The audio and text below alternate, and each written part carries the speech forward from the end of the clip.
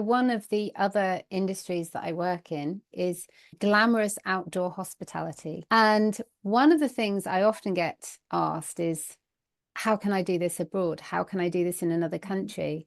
And that's exactly what you're offering with bed and breakfast. The fact that people can tap into a local expert like yourself and really understand things like the cultural and local experiences, how to navigate the local area, how to navigate things like, one thing I've always noticed when I've gone abroad, there's local fees and then there's tourism fees. And how do you deal with that? And how do you make yourself known as a local rather than a tourist? And how does that work if you need to have some maintenance done on your property? Or how do you seek properties? And how do you think about your comfort and your convenience of your new life and your family and their new life? So how does it work with you? Because there's so many elements here that people would want to tap into your knowledge for, and probably more than they could ever get really from one retreat event. So if their interest is to be in Rio, is to be in Brazil,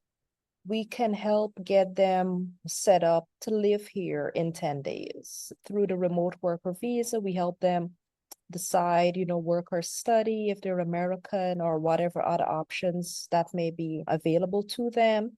And we go through that because one of the biggest things here in Brazil is the banking. Getting the banking figured out, getting money from abroad into Brazil is not as easy as it used to be before COVID in the past. So there's some quirks with that, or just knowledge, as you say, just understanding how it is done locally and what to do and what not to do. So we go through that, and about 10 days is good because I'm here to help you. If you're doing it on your own, it's going to be months because we have the social security number and you read conflicting ideas online. Even getting a SIM card is difficult. So because we can streamline the process, we can get that in about 10 days. But then I am here for you pre and post. If it's simple, we can start gathering all the paperwork, getting all of that done so that when you get here, you could just hit the ground going. And then for the post, to be helping you through that process. Now, during the 10 days, if your goal is to come and live in Brazil, we'll connect you with the professional network of the legal, the financial, the realtors, so that you can start analyzing and working with them to get your needs done. And then we'll keep up with you, yes. Because the expat community here, we need to be with each other. So we will continue doing that. Now, if you are looking to go elsewhere, potentially, and if going elsewhere is a fit for you, we are providing a different type of service. So we have more of a virtual consultation program where we can gather everything from afar and do that for you. And then we have the other option where you can come spend time with me and we still go through the goals and that type of stuff. But then we take it further where I can even meet you in country and take you through. Because I've lived in, let's say, 4 or 5 countries. I've traveled to 40 and I know them pretty well. So I've been keeping up with all sort of information, as you would say, random information about every country, so that I could also hold your hand in a different country and take you through the different steps you need to help you become a resident there. And that's so valuable because often we go off down a path thinking that we're doing the right thing and we end up, oh no, we have to turn around and go back and do something else because we didn't know the local differences. And it can be such a waste of time to do all of that. And also it can cost so much money, can't it? So to be able to make and the time most. is money too. Absolutely. Yes, this is the thing. Time is money. It's so important that we don't forget that. That's absolutely bang on, because especially these days as we're so busy, when we need to make sure that we are as efficient as possible. And it means the whole process is painless. And that's what we want, because moving countries is stressful. Even thinking about moving countries is stressful. So to have your in-country fixer is such a brilliant thing to take the headache out of it all. And if you could do as much upfront in the right direction as you're mentioning, Sarah, that's the way to go. Because I spoke with some people where they're so set, they've picked countries that they've heard about or that others are going to, and they want to go, but they don't have the same lifestyle or situation or circumstances. So that may have worked for whoever they're following or listening to, but for them it wouldn't work. But they have spent so much gray matter, so much brain power zoning in on that one place that at this point in time, sometimes a year, at this point in time, it's so hard for them to be open to the fact that this may not work for them. And they keep pushing through.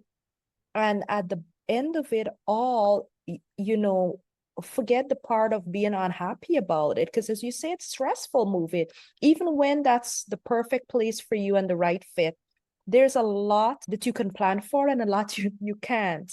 So when you add it all up together, you could make yourself be less stress or more stress. And with the people some of the people I speak to, I can really see the path they're going down, and then the possibilities they're not able because of their circumstances to do the same thing. But in a different country, they may be able to. So for example, for Americans, there's some limitations in terms of residency in other countries where you may only be able to teach English. And for someone, that's going to be great being able to teach English. For me, though, as an example, I don't know if I have the patience to do so, to teach English, And I know some countries, when I was quite a few years ago, they wanted the American accent or the British accent, and I have neither. So then that's a limitation. So you may be following someone who has an American accent or a British accent, and they're teaching English. And because you speak English, you say, oh, yes, I'm going to teach English too. But if you have an accent that the country is not looking for, even though your English is perfect, that's a barrier for you. So I find that not consulting, if we're going to use that word, with the right person personally to make this personal for you, it could really turn into a nightmare very quickly. So if somebody's speaking to you and saying, Dacia, I want to move to this country and for these reasons, and you feel from your experience of the country, you feel it's not quite the right thing, how would you deal with that? Would you be really upfront with them? Would you try to encourage them to think differently? How would you do that? It depends on the person and their personality type. Some people are very calm, and it feels like we're talking right now, Sarah. I think, we really had a good vibe from the beginning. So with us, if you were to come to me with that situation, I would definitely go along with the way we communicate, our communication style. And I would go back to, what are your priorities? So that's where I keep going back to. What is important to you, and what are you looking for? What are your goals?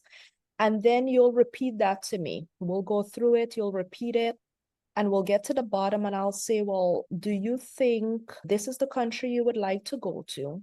But personally, my 2 cents on this is going to be, Sarah, based on this point that's important to you, based on this goal that's important to you, this is not going to be the right fit. So how do you feel about that? Is this a goal, or is this really not as important to you as you're thinking right now? Can you maybe remove that from your list or take a step back? So then this is a conversation we have that way, where I highlight to you the differences maybe in your list versus what is going to happen there in that country, how you may feel.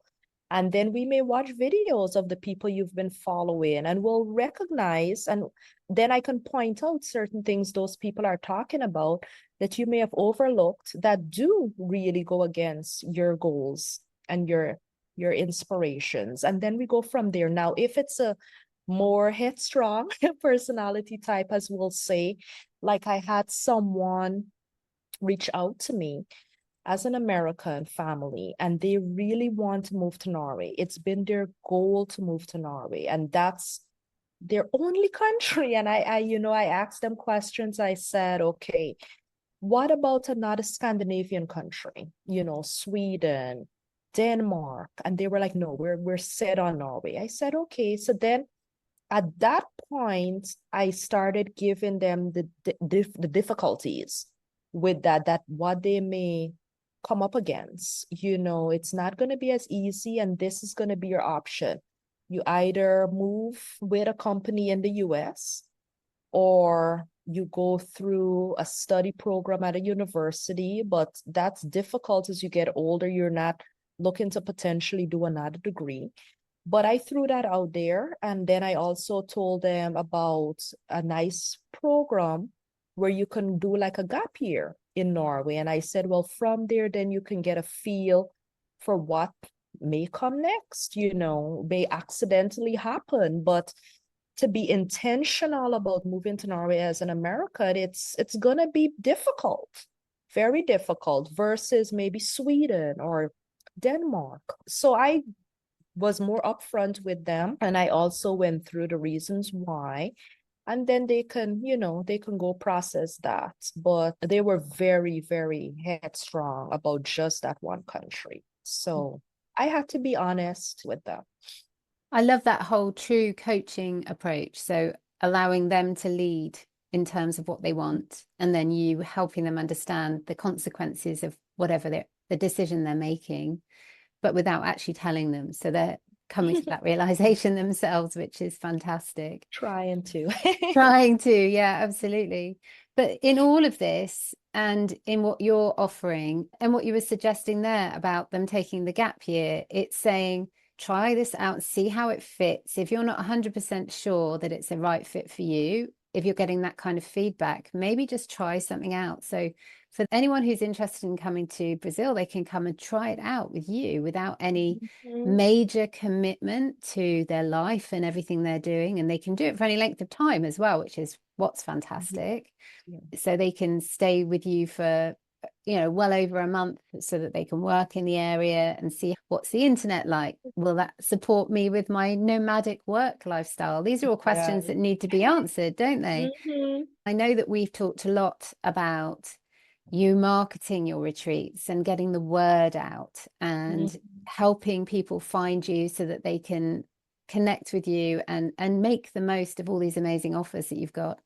So I think it's fantastic that you're doing that. And it does take time, but I think it really does help to bring more success to your business. And it will certainly get you more word of mouth referrals. And as we know, certainly in hospitality, we need to have guests talking about us, bringing in new guests, and also the existing guests coming back time and time again. I have loved working with you. It's just been so invigorating because you have such a lovely energy. Sarah, it's been a pleasure as well today.